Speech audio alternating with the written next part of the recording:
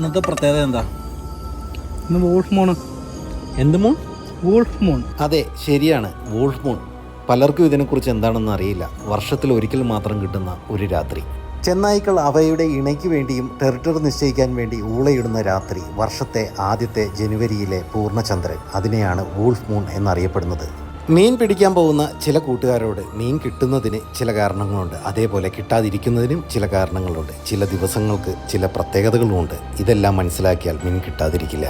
Predator വിഭാഗത്തിൽപ്പെടുന്ന എല്ലാ ജീവജാലങ്ങളും ഏറ്റവും കൂടുതൽ ആഹാരം ഭക്ഷിക്കാനായി ഇഷ്ടപ്പെടുന്ന രാത്രി. പൊതുവെ മറ്റു ജീവജാലങ്ങളെ ഇരയാക്കി ഭക്ഷിക്കുന്ന എല്ലാ ജീവജാലങ്ങളും വളരെയധികം ഹൈപ്പർ ആക്റ്റീവ് ആകുന്ന രാത്രി.